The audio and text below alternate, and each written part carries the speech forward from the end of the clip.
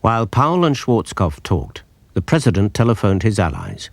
He informed them that the time had come to end the war. And at 5:57, 3 minutes before 6, the president reaffirmed his decision. He says, I think this is the thing to do. And that was it. That was the decision. It was a decision that, as best I can recall, there was absolutely no dissent from on the part of any of the president's advisors. Deep down, I wondered if we really had done quite enough, but I did not dissent from the decision. Did not argue that we should go another day. It would be another 24 hours after the war had ended before surveillance photographs would show that half of the Republican Guard's tanks had survived. Well, I was no longer there. I think perhaps I might have argued it very differently if I had been, and very firmly.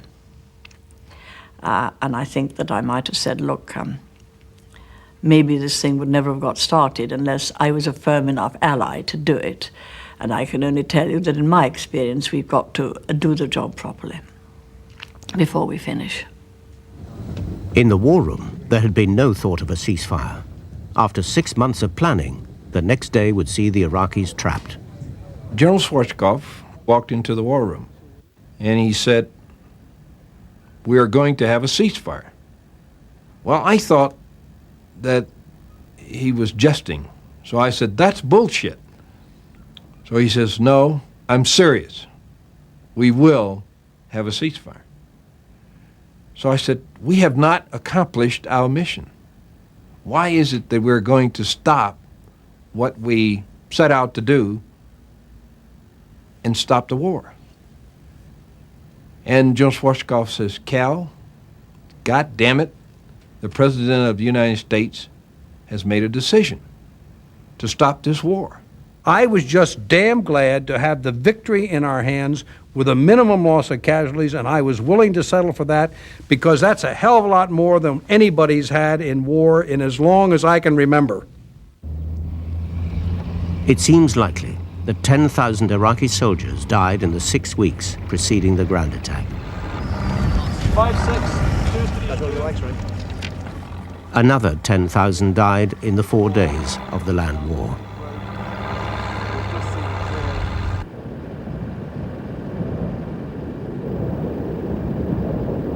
Kuwait is liberated. Iraq's army is defeated. Our military objectives are met.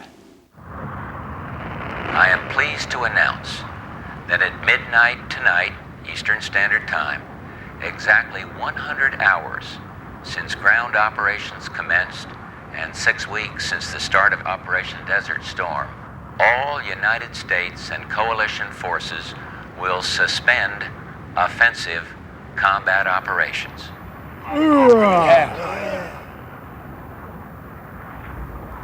3 hours later, the fighting stopped. Iraqi intelligence monitored the president's announcement. I then rang the president and told him that Bush had agreed to this ceasefire. His mood changed, just like that. He felt himself to be a great, great hero. He started to say, we've won, we've won. His morale rose from 0 to 100. Each day of war had left Saddam's regime more vulnerable to overthrow. Now the humiliation was over. The greatest fear, Allied tanks in Baghdad, was gone. The Allies had stopped the war. Saddam could concentrate on surviving. They were not kind to us. They did not love us to stay in power. It was quite clear, but they wanted to avoid casualties because George Bush entered that adventure promising the American people that it will not be another Vietnam. And he kept his promise very efficiently. On the question of going to Baghdad, if you remember the Vietnam War, we had no international legitimacy for what we did. As a result, we, first of all, lost the battle in world public opinion. Eventually, we lost the battle at home. In the Gulf War, we had great international legitimacy in the form of 8 United Nations resolutions, every one of which said, kick Iraq out of Kuwait. Did not say one word about going into Iraq, taking Baghdad, conquering the whole country, and hanging Saddam Hussein. That's point number one. Point number two, had we gone on to Baghdad, I don't believe the French would have gone, and I'm quite sure that the Arab coalition would not have gone. The coalition would have ruptured, and the only people that would have gone would have been the United Kingdom and the United States of America. And oh, by the way, I think we'd still be there. We'd be like a dinosaur in a tar pit. We could not have gotten out, and we'd still be the occupying power, and we'd be paying 100% of all the costs to administer all of Iraq.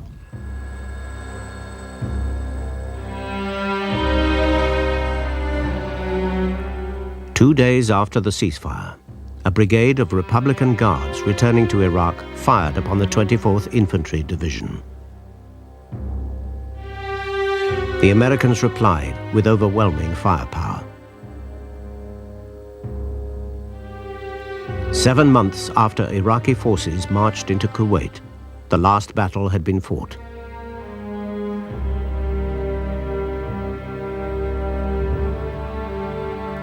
The conflict cost 240 coalition lives, 24 of them British. Stopping the war allowed a third of Saddam's forces to escape. But Iraq had been broken as a military power, and the coalition occupied a great swathe of southern Iraq.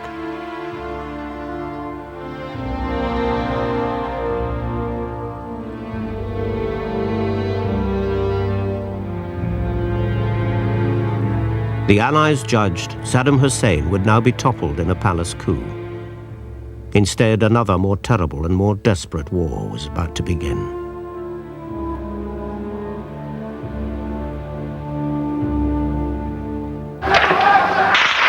In the Iraqi cities close to the Allied front lines, Saddam's rule had collapsed.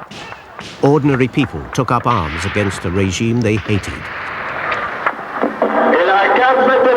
These pictures were filmed in Karbala, but the scene was repeated throughout southern Iraq.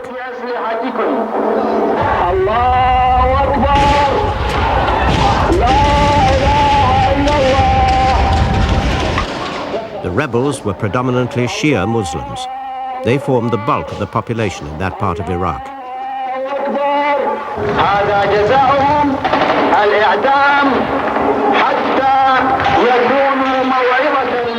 Again and again, President Bush had called for uprisings. Now, hours after the war's end, he did so again. I've always said that the Iraqi people should put him aside. I want to see an end. You mentioned World War II. There was a definitive end to that conflict. And now we have Saddam Hussein still there. In Iraq's second city, soldiers who had fled from Kuwait joined the rebels. It wasn't organized opposition. People just rebelled against oppression, cruelty and starvation, against the executions and detentions. There was very cruel injustice, and people rose up to overthrow this regime.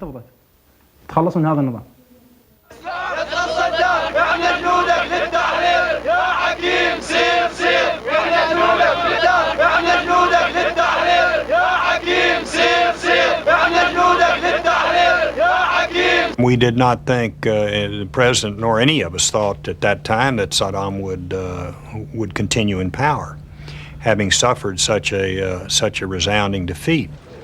With victory achieved, the political concentration that had brought such success now seemed to desert the White House team. Norman Schwarzkopf was left to cement the details of the ceasefire with the Iraqis. I had no instructions whatsoever, so lacking any, and based upon the conversations Cole and I had had, I called my stenographer in and dictated my own terms of reference, and then I called up Cole and said, I'm going to send these to you. You know, if you all approve, then send them back to me, and this is what I'll do. Schwarzkopf decided that the talks be held in coalition-occupied Iraq, near the town of Safwan. The Iraqi leadership wanted a deal that would return their captured territory and, above all, allow them to crush the rebellions without fear of Allied troops intervening. Schwarzkopf's objectives were simpler. I went to Safwan with my own instructions, which basically, number one, was to get our POWs back, and then number two, to make sure that we had very, very clear lines drawn so that we didn't have any inadvertent battles after that. A pair of Apache gunships hovered over the Iraqi convoy. Just hours before, Saddam had personally briefed the Iraqi generals arriving to meet Schwarzkopf. Saddam wanted to consolidate the ceasefire in any way he could, and he ordered his officers to give any information they had about the minefields and the prisoners of war. He didn't want to give the West any excuse to resume fighting. He wanted to sign a ceasefire agreement at any price.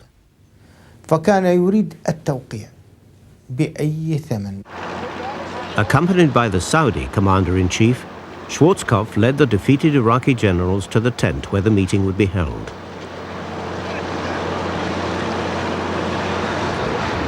Once the talks got underway, Schwarzkopf got everything he wanted. But so did the Iraqis. What they were most concerned about was that this was going to be a permanent border.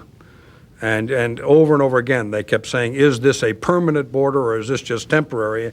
And I kept having to reassure them that, no, this is not a permanent border. This is a temporary demarcation line between our forces. And then this fellow looked at me and said, well, can we fly our helicopters? And I knew the great devastation we had inflicted upon their roads and their bridges, and that seemed like a very reasonable request to me. General Sultan Hashim Ahmad was a top official in the Defense Ministry. His colleague, General Salah Abud Mahmoud, had commanded the Iraqi forces in Kuwait. The two generals had achieved the objectives Saddam Hussein had set for them. Above all, the Iraqi armed forces could operate freely within their territory. And though Iraq's fighter planes were forbidden to fly, its helicopters weren't. Saddam had the tools he needed for survival. They should surrender their equipment, the lot. When you're dealing with a dictator, he has got not only to be defeated, well and truly, but he's got to be seen to be defeated by his own people, so that they identify the privations they've had to go through with his actions. And we didn't do that. I think what we should have insisted upon is Saddam Hussein come to Safwan. That was our mistake, because that allowed him to blame his generals for the defeat, and not he himself. Saddam Hussein now moved forces loyal to him from Baghdad to suppress the uprising. American troops could see the fighting from their positions, but they were ordered not to intervene. My advice to the president throughout the period of this uprising is that this did not seem to me to be an operation that we needed to get involved in, because I couldn't figure out who was doing what to whom. And it would have required us to move further into Iraq and take responsibility for that part of Iraq, and for a purpose that was not stated. And that was the quagmire. Therein laid Vietnam as far as we were concerned, because we would still be there. And what's more, given the American way of doing things, we would have then had the responsibility for rebuilding all of the infrastructure. And we were just determined not to get sucked into that trap.